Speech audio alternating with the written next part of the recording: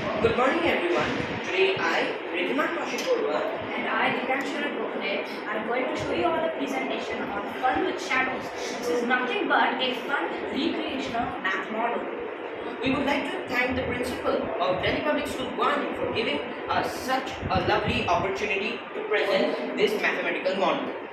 So let us start with the concept. We all know that when light falls on an opaque or translucent object, it makes a shadow. The length of the shadow changes if we move the object closer or farther from the light source. By measuring this, we can make a mathematical model using ratios and proportions. Now my friend Divyansh will be elaborating on this further. Yes, I will. So I'll start by explaining what materials we will need for the exhibit. First, we will obviously need a lamp, torch, or spotlight can act as a fixed light source. A white screen or a chart paper grid will be used to measure the shadows so formed. A scale and a ruler and objects or toys of different heights will be needed. The working model setup. We will place the light source at one fixed point. We will then put the screen or the chart which will be used to measure the shadow vertically at some distance from the light source. We will then proceed to keep different objects or toys in between the light source and the screen. We will then move these objects closer to the light source or farther away to note the actual height of the object as compared to the height of the shadow on the screen. We will then note down these values and record them in a table. We also have a mathematical explanation, or you can say a formula for this activity. The height of the shadow upon the height of the object will be equal to the distance of the screen from the object upon the distance of the light from the object. I will now ask my dear friend Ridhiman to start with the graphical representation. Okay, Divyansh.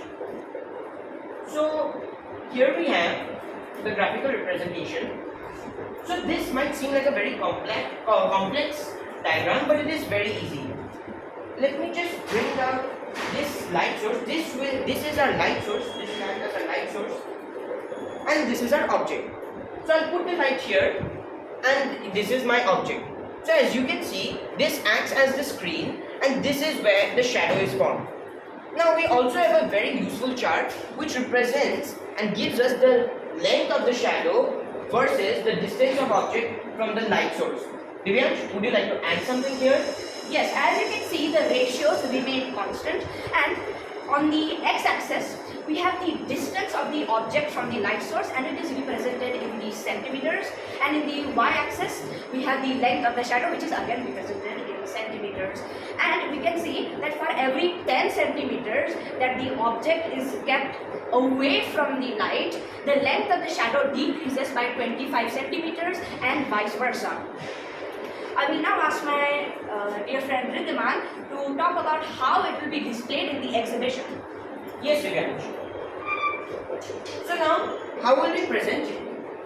A working shadow model will be there, so our visitors can test it out for themselves and get a first-hand experience on this. Useful charts and graphs like this will be shown as well, so that they can reconnect to what they have learned, showing the relation between height and shadow. Now, real life uses. As we know, many properties like this have real life uses. These are sundials.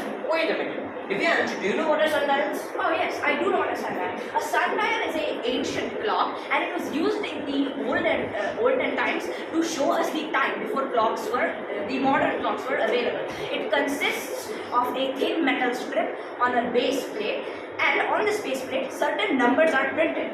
It will show us the time by casting a shadow as the sun moves across the sky. Okay, Divyansh, that was very interesting. I did not know that. Now, measuring heights of tall buildings, trees using shadows, that is one very obvious example we can find here. And of course, to make this even more fun, an interactive fun activity, shadow race, will be conducted as well to see whose shadow grows faster when moving closer to the light. This will ensure that our visitors have a great time. Now, these are some of the extensions. We had some real life uses here. We are now going to just extend this further. Astronomy. In the 17th century, many astronomers tried to figure out the radius of the earth using these shadows. And these were shadows formed by the sun on the ground, and this is how they measured the earth's radius. So even before we had advanced technologies, people were using this property to measure the radius of the earth. That's amazing. That's interesting. Architecture, estimating building heights without climbing them. This is also another very fun activity. This is also used by architects to measure the building without actually measuring them, but just looking at their shadows. So, would you like to add anything, Divyansh? I think we have Yes. explained it very well. So with this, we would like to conclude. Thank you. Thank you so much.